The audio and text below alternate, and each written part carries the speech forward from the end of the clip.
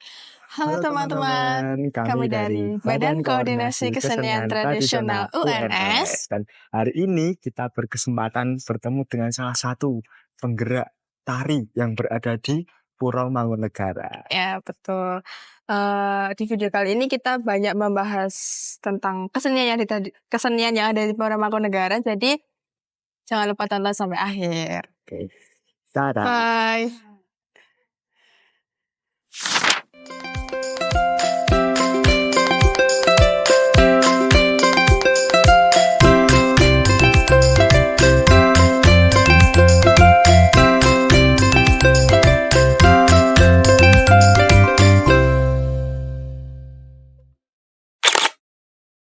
Halo teman-teman, hari ini kita bertemu kembali dan di kali ini kita di Puro Mangkunegaran bersama dengan Ibu Iin. Ibu Iin. Oke.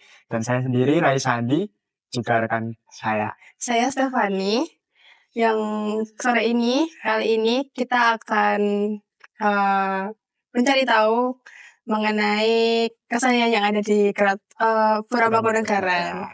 Oke. Mungkin langsung aja ya Mbak saya. Iya. Nggih, Ibu. Nggih, Wilujeng monggo. sonten niki. Selamat datang. Terima kasih sudah berkenan untuk membersamai kami. Sami-sami. Langsung. Mungkin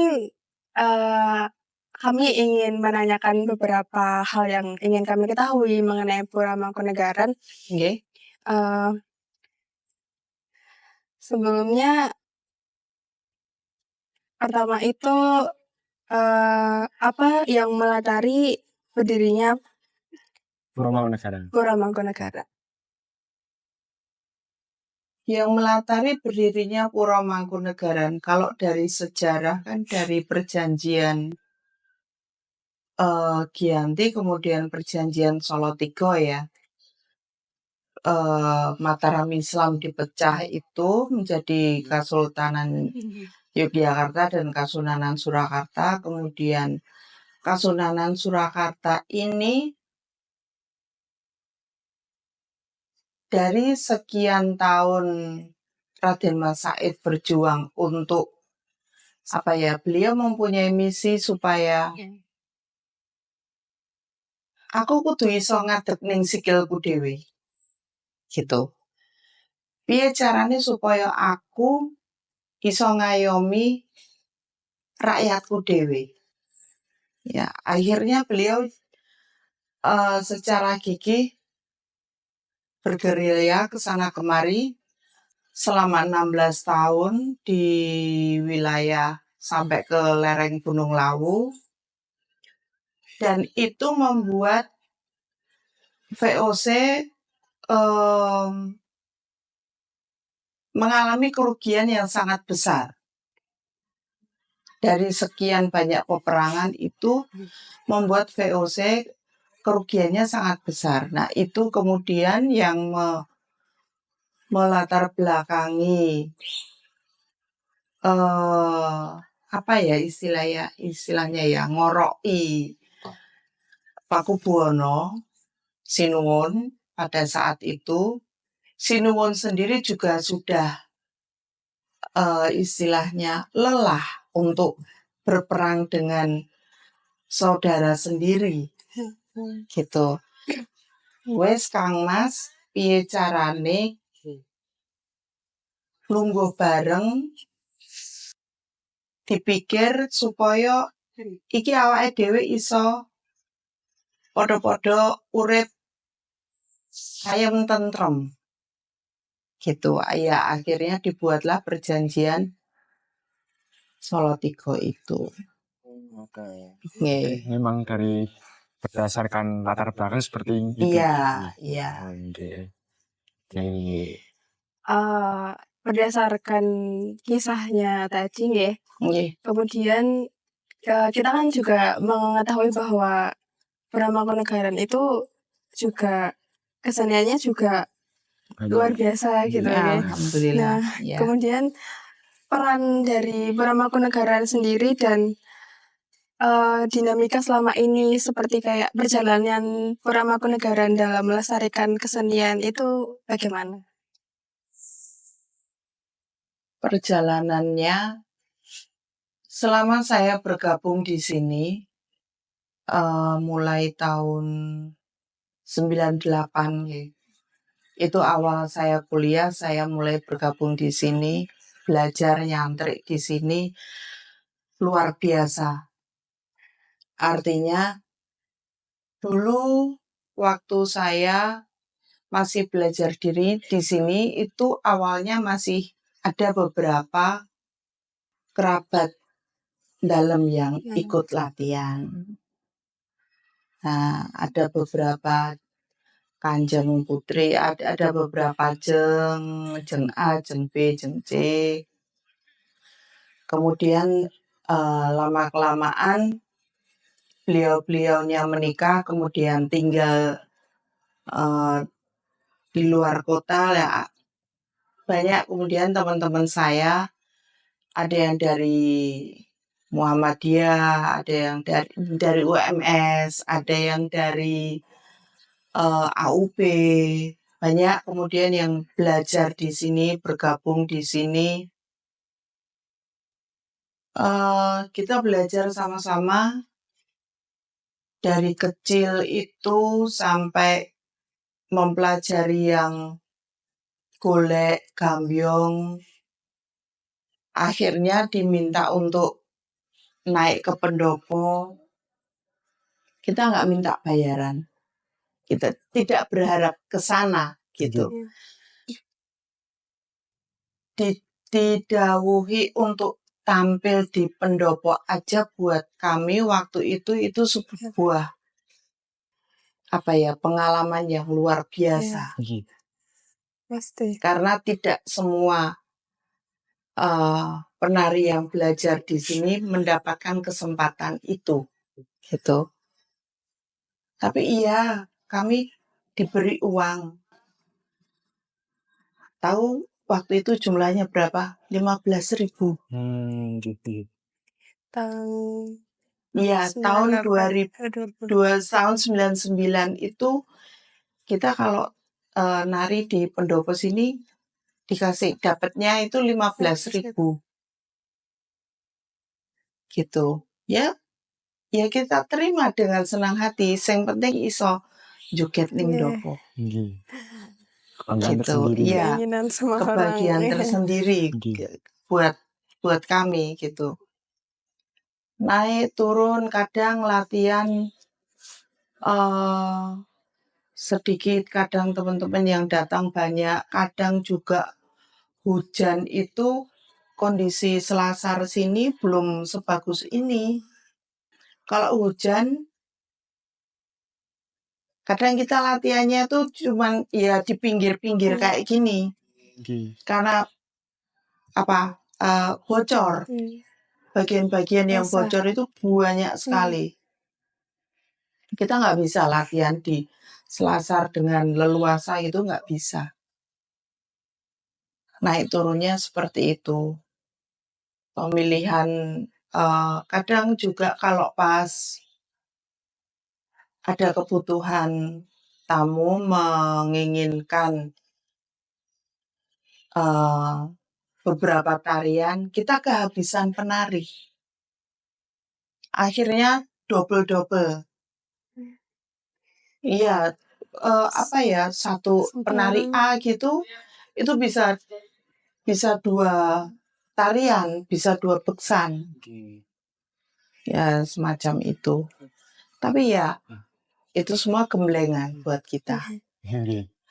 Gemblengan digenjot terus untuk hafal beksan A, B, C, dan seterusnya. Kita harus hafal itu. Termasuk dari cara memakai kostum, riasannya rambut gimana, riasan wajah gimana, semuanya. Berarti untuk belajar menari khususnya di Mangkunegaran ini buatan kagem yang hanya untuk yang kalangan yang masyarakat yang hidup di dalam pura tamu ke Oh enggak, iya, umum iya. sendiri. Kita terbuka kok Oh, di sini. gitu. Iya. Siapa saja yang ingin bergabung, nggih, mau belajar di sini, monggo. Tiap hari Senin sore dan Sabtu sore terutama. Mulai jam 4 sampai ya 10 maghrib lah. Pakai kaos biasa, tapi bawahnya pakai jari. Tetap. Iya. Monggo silakan. Gitu. Siapa saja yang mau belajar di sini. Baik. Kuncinya ya kudu rajin. Harus rajin. Nah, kalau nggak paham, tanya. Itu aja. Oke. Berarti memang secara dinamika yang dulu mungkin latihan mungkin sempat bisa dibilang sulit ya Bu ya, sulit Iya, dengan iya, iya. jumlah peserta. Nggih, Lalu jumlah peserta kadang yang datang itu hanya 2 orang. Iya, dulu yang datang itu datang latihan cuma 2 orang, 3 orang. Tidak sama gurunya yang datang ya paling hanya 2 orang. Sepi gitu. Kita tetap latihan, tetap jalan terus. tapi untuk saat ini kan bulan tahun semakin maju. Iya, alhamdulillah sekarang pesertanya banyak. Gitu. Dari masyarakat umum juga saya bersyukur di bawah kepemimpinan Kanjeng Gusti ke-10 ini semakin kesini generasi mudanya itu Iya. yang tertarik untuk kembali mempelajari kebudayaannya sendiri itu semakin banyak. Tuh. Jadi saya kalau untuk Abdi Dalam sendiri sepertinya gitu banyak anak mudanya gitu. Banyak, iya, karena apa ya? Beliau sadar betul zaman sudah berubah. Saya sendiri juga menyadari itu. Terutama setelah masa COVID ya. COVID kesini itu saya pikir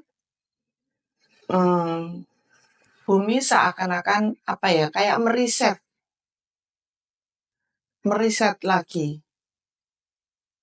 Waktu COVID saya cerita sedikit ya. Saya punya anak 1. Selama COVID 3 tahun itu kan sekolah semuanya diliburkan. Yang orang tua yang lain semua pada mengeluh, orang iso sekolah, orang iki piye iki sekolah piye. Kemudian saya berpikir lagi, iya mungkin inilah saatnya orang tua berperan kembali menjadi orang tua. Piye toh nek sekolah kui dibalikin ning omah. Saya mikirnya gitu aja sih. Ya wis, anakku tak ajari maca ning omah, diajari nulis ning omah, hitung-hitungan yo ning omah, bermain sendiri.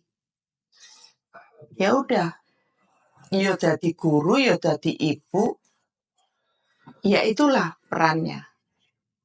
Kita meriset lagi alur kehidupannya, gitu. Sama ketika di sini, nggak lama setelah COVID itu, kemudian Kanjeng Gusti ping 9 surut, digantikan oleh Kanjeng Gusti ping 10 Setoso. Beliau masih muda, otomatis visi misinya jauh ke depan. Iya kan? Nggak mungkin kita akan melihat ke belakang. Ya, di belakang kita sudah mempelajari itu. Saatnya kita maju ke depan. Carane maju piye? Ya sing nom-nom iki dijupuk. Iya kan? Kalau yang sepuh-sepuh harus belajar mengejar lagi yang sekarang wis kangelan. Ya kan? Generasi. Nah, mau nggak mau di Jogja pun juga sedemikian. Dimanapun, saya kira juga dimanapun. regenerasi itu harus. Mau nggak mau kita harus terima. Gitu. Saya untuk penari sendiri di Puro, saya bersyukur sekali di sini banyak penari-penari yang adik-adik dari sanggar sudah mulai masuk. Kayak ini nanti yang Bedoyo Anglir Mendung ada rakit 2. Jadi nantinya akan ada 2 rakit. Rakit 1 yang rakit inti. Rakit 2 ini nanti yang mereka yang tugasnya apa ya, semacam reserve. Kalau ada penari di rakit 1 yang tidak bisa hadir, dari rakit 2 masuk. Langsung masuk. Nyusul. Siapa yang nggak bisa masuk di rakit 1? Rakit 2 masuk.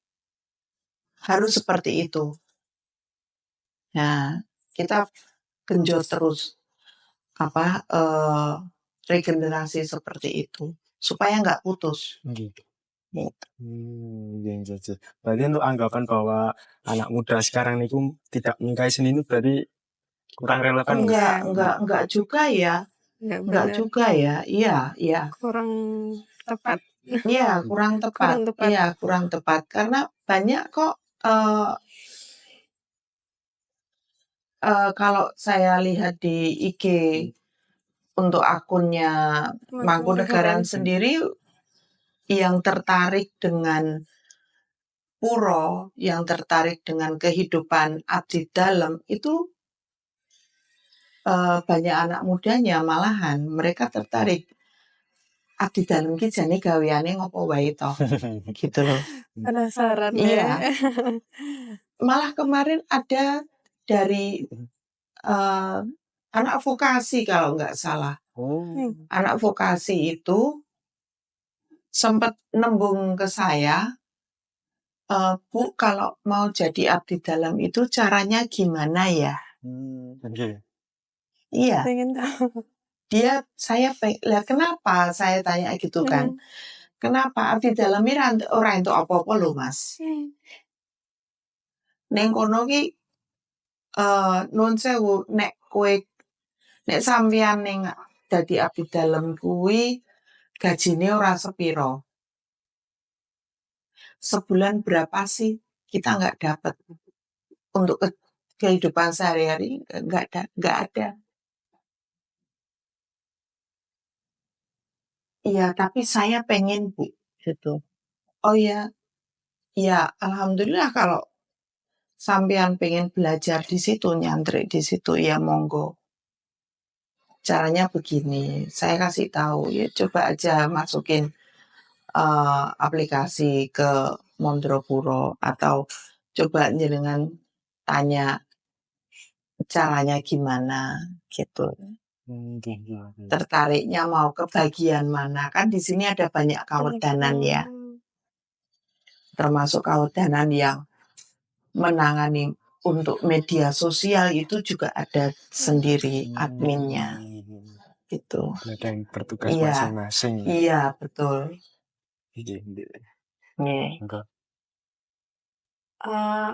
Mungkin kali ini saya ingin tahu lebih dalam mungkin ya mengenai tari yang ada di Pura Mangkunegaran ini. Nah, di Pura Mangkunegaran sendiri ini kira-kira jenis tari yang menjadi ciri khas, yang menjadi ikon dari Pura Mangkunegaran sendiri itu apa? Kalau yang jadi ikon di sini ya Bedoyo Pusoko, Beksan Bedoyo Anglir Mendung. Yang ini nanti mau diisis. Nanti sebentar lagi. Itu yang menjadi ikonnya sini. Selain itu ada banyak tarian, ada banyak beksan yang setiap hari Rabu Pisowanan Rebon itu pasti kita latih. 2 atau 3 beksan pasti kita latih secara live. Penarinya juga pakai jarik, ageman komplit, kebaya. Kalau yang putri ya pakai Sanggul, kebaya jarian, yang kakung juga pakai, meskipun pakai kaos tapi pakai jari, pakai belangkon komplit.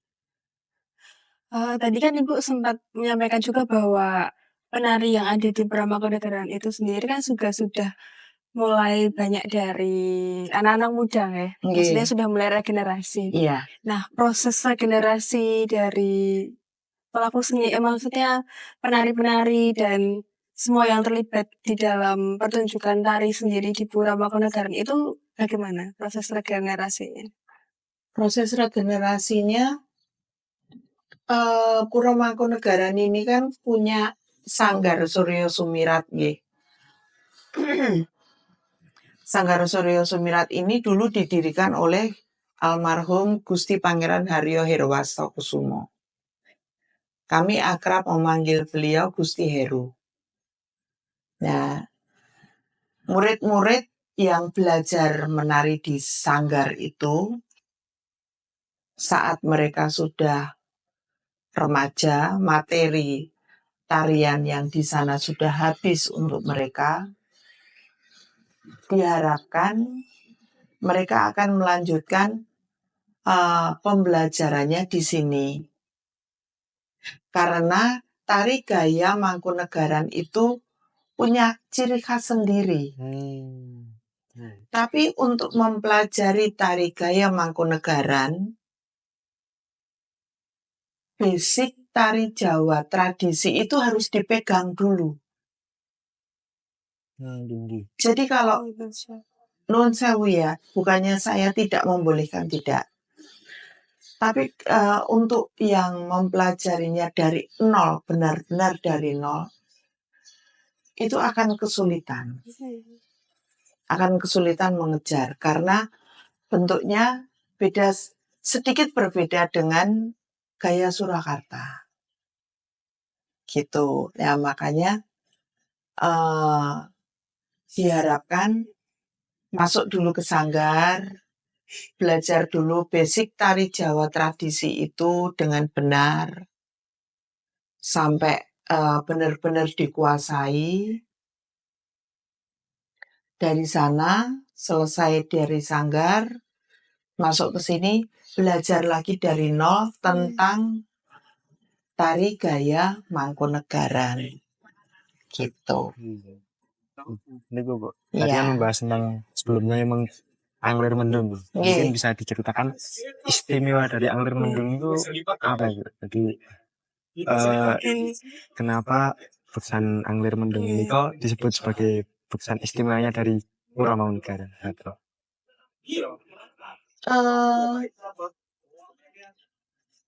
Beksan ini diistimewakan karena dia diciptakan di masa Mangkunegara pertama.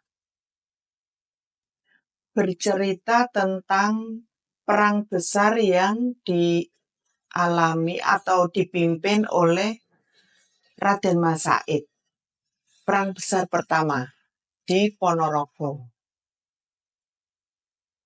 Itu dinamakan, kemudian diberi judul Anglir Mendung karena lawan yang beliau hadapi itu berkali lipat dari jumlah pasukan yang beliau punya. Yang dari Mangkunegaran? Iya. Makanya ketika beliau melihat pasukan musuh, pasukan lawan, itu seperti mendung yang berarak. Piye carane aku karo anak buahku kudu iso mateni separuh saka musuhku. Gitu.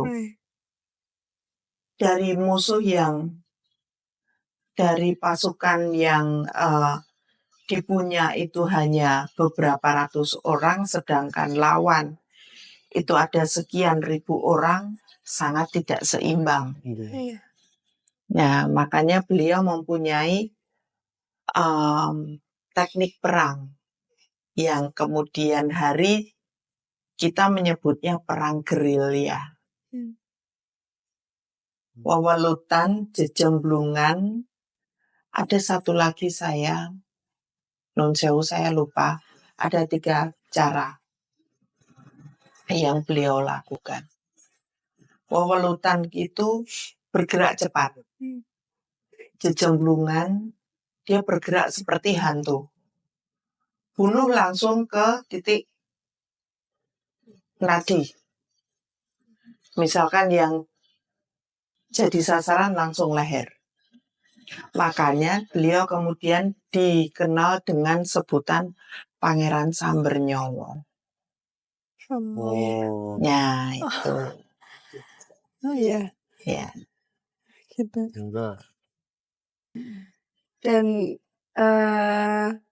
dari kisah itu tadi, dari latar belakang tarian tersebut, kira-kira seberapa besar pengaruh tari klasik Mangkunegaran dalam perkembangan seni tari sendiri?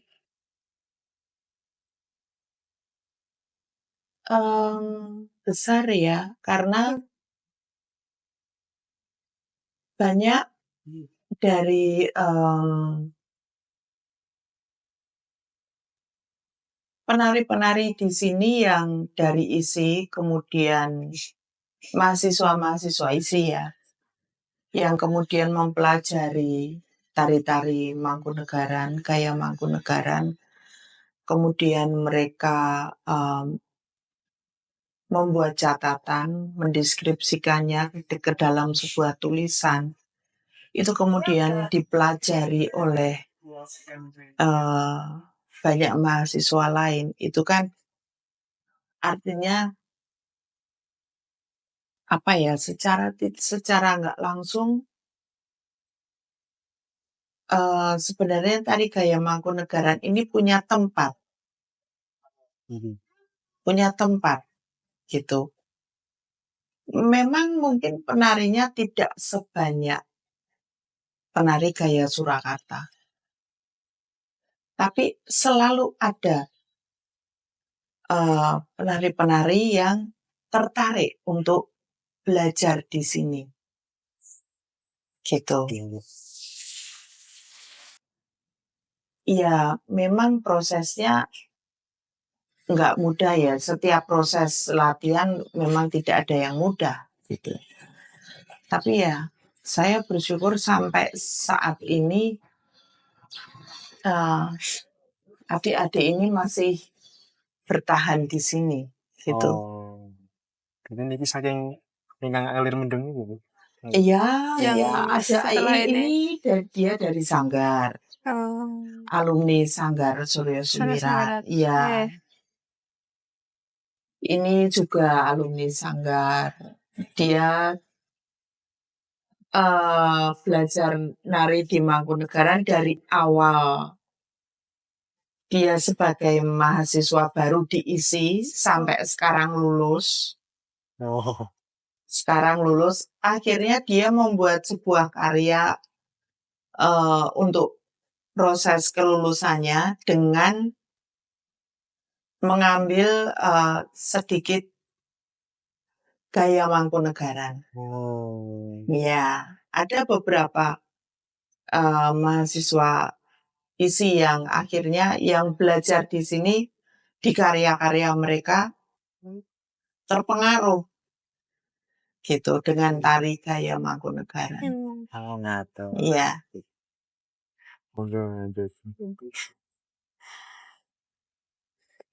Karawitan barengan. Hampun, sekarang.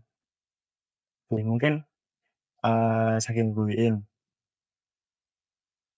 Setelah ini nih pula ibarat kata dari Keraton Kasunanan, Pura Mangkunegaran mungkin sedang ibaratnya ada kegiatan besar malam satu suro. Iya. Itu mungkin diceritakannya karena kan kemarin dari teman-teman di akademi itu sempat bertanya-tanya pengen kirap boleh nggak toh ya nggak tahu. Boleh, monggo kalau yang pengen kirap monggo. Monggo, silakan. Kalau mau derek kirap saya menyarankan pakai beskapnya hitam, jariknya jangan yang lereng atau parang. Itu. Terus yang putri juga memakai kebayanya juga gelap. Kalau bisa hitam, jangan yang berkain brokat. Ya, jadi yang polos. Gitu. Yang penting jariknya tidak lereng atau parang. Gitu. Kalau yang berhijab, misalkan berkenan untuk lepas hijab, monggo. Kalau tidak ya biasanya ada nanti di barisan paling belakang untuk masyarakat umum yang ingin derek kirap. Gitu. Itu memang terbuka untuk masyarakat umum. Iya, monggo. Memang langsung datang ke Iya, langsung datang ke pura aja. Bilang aja, Mas mau derek kirap. Tapi kami dari masyarakat umum. Kalau boleh itu berkenan kita di barisan mana? Karena biasanya pusoko 1, 2, dan 3 itu sudah ditoto. Iya, jadi jangan sampai pusoko 1 barisannya sudah ditoto, nanti ada yang desel. Ya, nanti mereka kesulitan merubah barisan lagi. Kan kasihan. Ya. Itu nanti ada sendiri tempatnya bagi masyarakat umum yang ingin derek kirap. Gitu.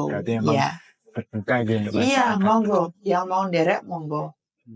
Kalau enggak kepingin terlalu ribet dengan pakaian kejawen, pakai baju biasa, monggo. Derek di belakang kami juga bisa. Iya. Jadi boleh untuk mengikuti semisal untuk kejawen dengan sana mau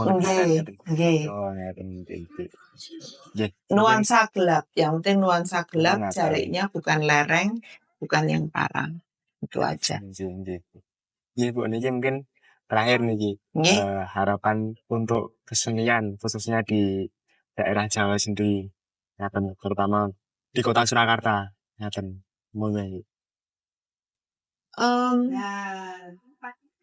Saya melihat kesenian sekarang tidak melulu tentang hayatan ya. Tapi saya melihatnya kesenian itu sekarang sudah menjadi sebuah komoditas untuk menarik wisata, untuk pariwisata, untuk suguhan lah. Ya. Jadi kesenian tradisi iya memang harus tradisi itu memang harus dilanjutkan, tapi bukan berarti kemudian tidak ada pembaruan. Tetap harus mengikuti perkembangan zaman. Mau nggak mau. Ya, karena zaman pasti akan bergerak maju, nggak mungkin akan bergerak mundur. Demikian juga dengan kesenian. Kami pun juga melakukan hal seperti itu. Apa iki ya? Ada burung. Kami pun juga melakukan hal seperti itu. Contoh, beksan gambyong atau golek. Telunggongan. Telunggongan itu kalau utuh, itu 30 menit. Sekarang kalau tamu harus melihat suguhan 30 menit, ngantuk. Iya kan? Piye caranya supaya tamu itu tetap bisa menikmati suguhan tari dan suguhan kuliner dengan enak. Ya jogetane dipadetke. Nah, itu sudah masuk pembaruan, perkembangan. Sing diketok bagian mundine. Gonggongan pertama dijupuk sak gongan pertama wae. Kan bisa. Atau diambil sedikit gonggongan pertama, kedua, ketiga dijupuk sithik dipadetke. Kan bisa juga. gitu. Itu tidak merubah karya asli. Iya, karya asli tetap kita latih supaya tidak hilang. Jadi babonane dicekel, neng bentuk padet untuk suguhan ke tamu itu juga kita sedia. Istilahnya paket kecilnya kita juga punya. Nah, contohnya seperti itu. Pembaruan di kostum itu juga demikian. Pembaruan di teknik make up itu juga demikian. Kita nggak mungkin make up-e polosan wae kok jaman biyen ora iso. Iso diece karo make up artis ya kan. Nah, hal-hal macam kayak gitu. Nah, yang terakhir lagi nih, harapan buat teman-teman dari BKKT UNS dalam mengembangkan karya nih, mungkin ada sedikit penyemangat buat teman-teman ngaten. Saya sendiri juga lulusan UNS. Saya masuk angkatan 98, lulus 2002 Fakultas Hukum. Dulu saya juga bergabung di BKKT, tapi bukan pengurus. Gitu. Ya. Kami dulu sempat berjuang bersama di Peksiminas. 99 tahun 99 akhirnya UNS merebut kembali juara pertama setelah sekian tahun dipegang sama Undip ceritanya. Tahun 2001 kita maju lagi. Waktu itu masih 2 tahun sekali. Harapan saya untuk BKKT terus berjuang. Karena kesenian ini kalau bukan orang muda yang memegang, ya dia akan hilang. Ya kan?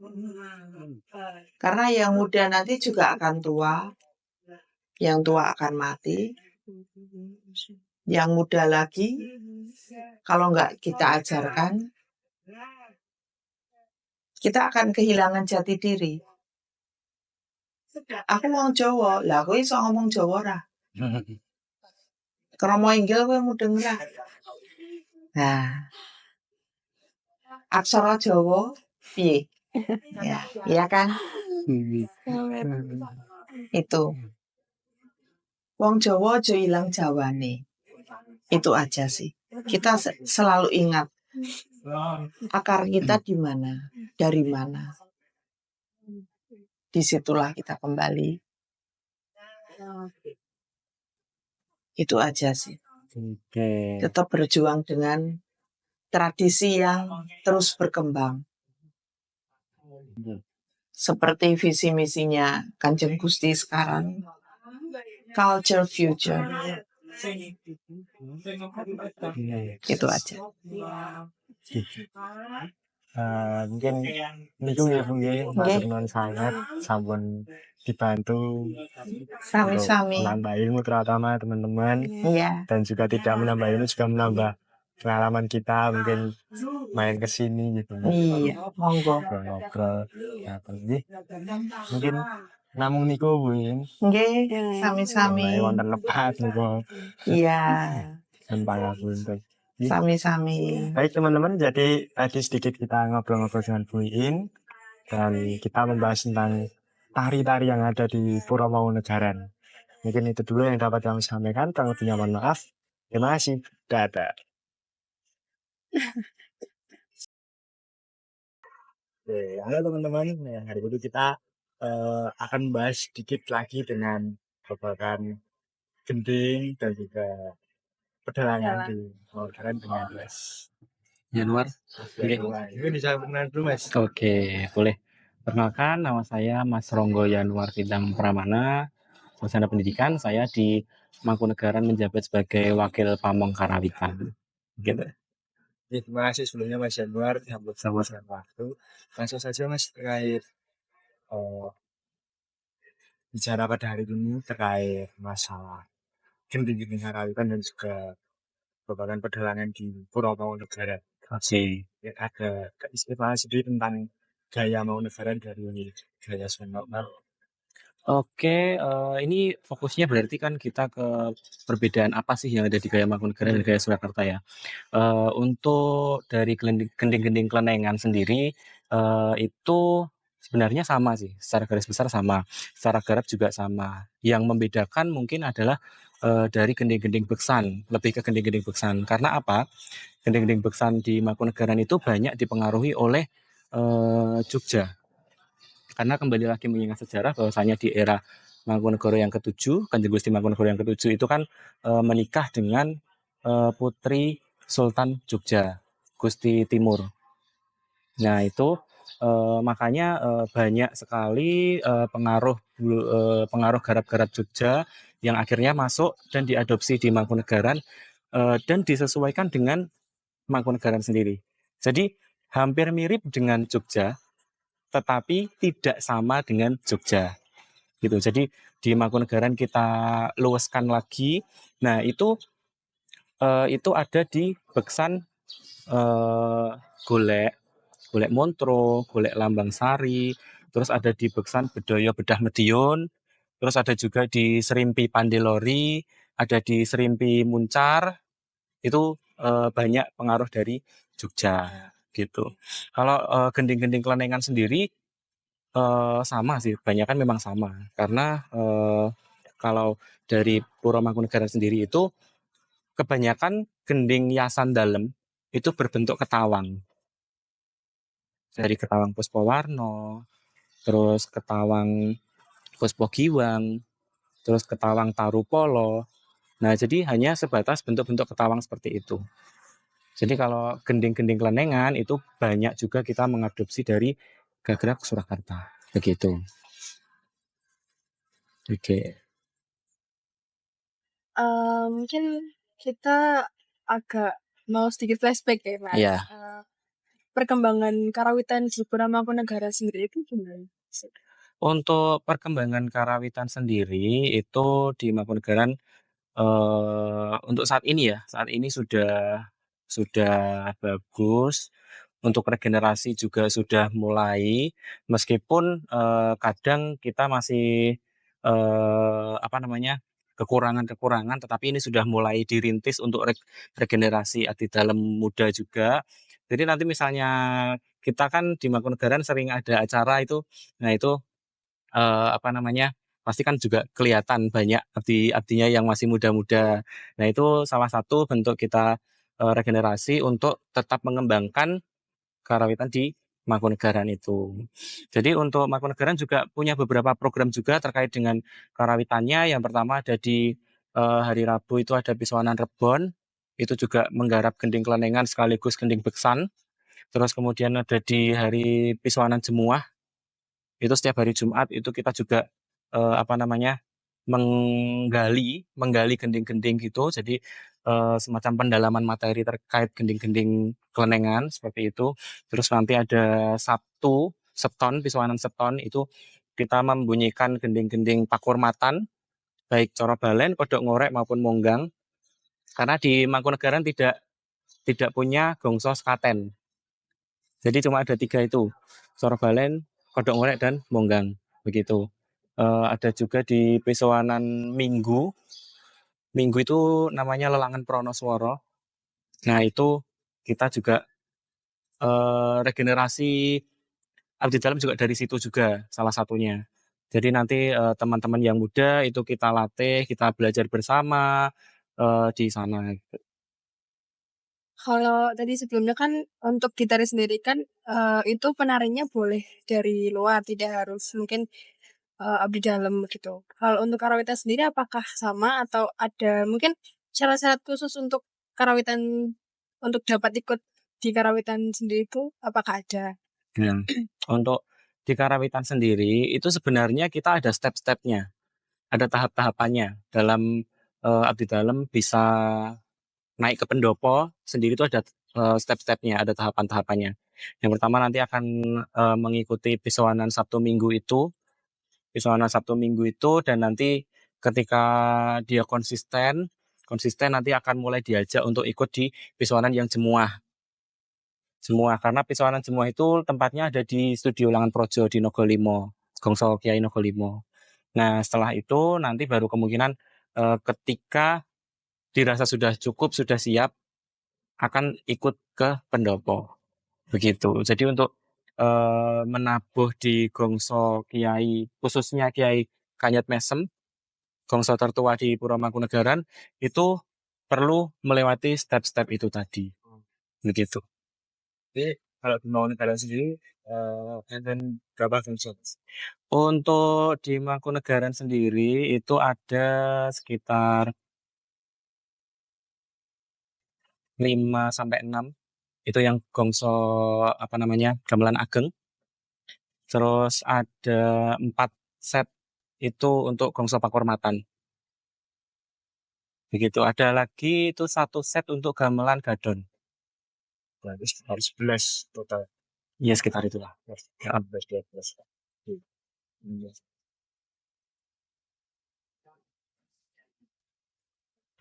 Udah, gitu ya. Udah. Udah. Oke. Pertanyaannya nih Mas. Iya. Oke, siap. Perkembangan pertama di dalang Mangkunegaran saat ini bagaimana? Untuk perkembangan pedalangan di Mangkunegaran itu kan kita juga punya yang namanya Pasinaon Dalang Mangkunegaran yang sering didengar PDMN. Nah, kita juga membuka untuk umum jika ingin belajar pedalangan Gagrag Mangkunegaran, kita wadahi di situ. Jadi nanti yang pengen ikut pedalangan, yang pengen tahu Gagrag Mangkunegaran itu seperti apa, itu masuknya di situ, di PDMN, Pasinaon Dalang Mangkunegaran. Di situ. Nah, di situ juga yang pertama tetap melestarikan gaya klasik Mangkunegaran, karena Mangkunegaran sendiri mempunyai poin-poin yang berbeda dengan Kasunanan. Jadi kayak gerak-geraknya atau sabetnya itu agak berbeda, sedikit berbeda. Ya, sedikit berbeda dengan yang di Kasunanan. Meskipun untuk intinya pasti sama ya, maksudnya dari lakon nanti ceritanya gini-gini, tapi untuk spesifikasi sabet dan lain-lain itu berbeda, ada perbedaan sedikit. Mungkin tetap sama, tapi nanti akan ada perbedaan sedikit-sedikit gitu. Gitu. Kemudian untuk mungkin ciri khas yang istilahnya yang menjadi ikon dari pedalangan di Mangkunegaran itu. Kalau ciri khas dan ikonnya itu yang paling terlihat ya, yang paling mencolok itu ketika ada wayangan di pendopo misalnya atau di Prangwedanan misalnya, itu tidak pernah memakai bonang, baik itu bonang barung, baik itu bonang penerus. Jadi untuk ringgitan di Puro Mangkunegaran sendiri itu tidak pernah pakai bonang. Itu yang paling mencolok itu. Itu yang paling mencolok. Karena kalau kita lihat di luaran sana pasti kan sudah pakai gamelan ageng komplit seperti itu kan. Nah, kalau di Mangkunegaran meskipun itu ada instrumen bonangnya, meskipun ada instrumen bonang penerus, tetapi tidak kita ikut sertakan dalam pagelaran wayang kulit. Tapi apakah dengan adanya pagelaran yang tidak memakai bonang itu sudah dipastikan menggunakan gaya Mangkunegaran atau beda? Untuk sudah dipastikan menggunakan gaya Mangkunegaran atau belum itu tidak pasti karena misalnya di luaran sana yang kita tidak tahu latar belakangnya seperti apa, mungkin menggelar pagelaran wayang, tetapi karena mungkin karena keterbatasan alat, nah akhirnya tidak pakai bonang. Nah itu jadi kalau di Mangkunegaran pasti tidak menggunakan bonang. Tapi kalau di luar Mangkunegaran tidak menggunakan bonang, belum pasti gaya Mangkunegaran. Nah, seperti itu. Sebenarnya untuk lakon atau cerita yang menjadi andalan dari maksudnya mungkin Tertentu. ya paling sering ditampilkan atau mungkin paling sering dibawakan itu apa gitu? Untuk lakon-lakon sendiri itu sebenarnya saya sendiri juga kurang begitu paham. Untuk lakon-lakon sendiri saya juga kurang begitu paham, tapi kurang lebih hampir sama juga dengan Gagrak Mangkunegaran, Gagrak Surakarta. Sama dengan pada Iya, pada umumnya. Mungkin ya hanya cak-cakane yang berbeda seperti itu. Atau mungkin garap gending untuk garap gending itu kita ada patokan klasik. Misalnya gapuran itu pasti menggunakan anjang mas seperti itu. Jadi itu masih tetap dipertahankan. Di Mangkunegaran tetap seperti itu masih dipertahankan. Jadi yang klasik-klasik itu tetap masih dipertahankan, kita gali meskipun nanti ketika dalam prakteknya, dalam pentasnya kita juga akan melihat entertainnya seperti apa. Misalnya, oh ini pakliran dalam acara dinner. Nah, misalnya dalam acara dinner. Nah, nggak mungkin kan kita dinner tapi menggunakan klasik yang sebegitu ngelangut. Nah, nanti akhirnya Oke. digaraplah seperti itu. Mungkin apa ya, untuk dinamika maksudnya hal yang menjadi tantangan atau sesuatu yang istilahnya apa ya? tantangan pada saat Iya, ini lah dalam dalam perkembangan zaman. perkembangan ini. Dalam perkembangan zaman untuk saat ini yang susah itu adalah sebenarnya kalau yang susah kita masih gampang sih masuk masih gampang, tapi ya mungkin itu karena regenerasi sih, lebih ke regenerasi aja yang sedikit susah. Anggapan tentang anak muda yang Nah, merupakan itu apakah masih relevan atau tidak menurut Mas? untuk saat ini itu sebenarnya masih banyak ya anak muda yang mencintai budaya Jawa. Tapi mungkin untuk anak muda yang pengen masuk ke Mangkunegaran, nah itu masih mungkin masih sedikit. Peminat yang pengen masuk ke sini tuh masih sedikit. Yang pertama mungkin karena rasa takut juga itu udah pasti ada. Wah, aku kok mlebu ning Mangkunegaran, nah pasti rasa takut yang seperti itu mungkin masih ada. Kalau dulu dari saya sendiri awal masuk juga memang merasakan seperti itu. Awal masuk juga merasakan yang namanya takut, minder, takut dimarahin lah, takut apalah seperti itu. Tapi bagaimana caranya nanti kita yang menyesuaikan, bagaimana kita menghormati ke yang lebih tua, bagaimana caranya kita berkomunikasi dengan mereka, itu nanti yang akan memudahkan kita untuk bersosialisasi di sini. Gitu. Mungkin cukup dulu Mas.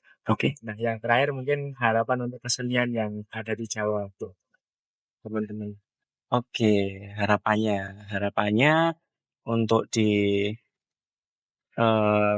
Karawitan ya, khususnya Karawitan dan Pedalangan, marilah kita tanamkan rasa cinta ke diri kita sendiri, karena itu kalau bukan dari kita, siapa lagi? Siapa lagi yang akan menguri-uri seperti itu? Siapa lagi yang akan melestarikan? Marilah kita cintailah. Kalau misalnya belum bisa mencintai, kita lihat dulu. Paling nggak kita lihat dulu, kita apresiasi dulu. Bagaimana sih kesenian itu? Oh, bagaimana sih? Nah, nanti akan timbul pertanyaan-pertanyaan yang akhirnya akan memantik kita untuk belajar lebih jauh, dan akhirnya menjadi rasa penasaran, dan akhirnya menjadi cinta. Seperti itu. Satu lagi Mas, ingin pesan buat teman-teman dari BKKT UNS dalam penggarapan karya semua ini. Oke. Dan ke depan terutama. Oke. Pesan buat BKKT ya. Pegang klasikmu, kembangkan kreasimu. Dah, gitu. Terima kasih Mas Siap. Januar atas waktunya mungkin. Oke teman-teman, mungkin tadi sedikit obrolan tentang masalah tari pedalangan Karawitan Bangbuada yang ada di Pura Mangkunegaran. Cukup sekian, terima kasih. Apabila ada kurangnya kami minta maaf dan selamat malam. Selamat.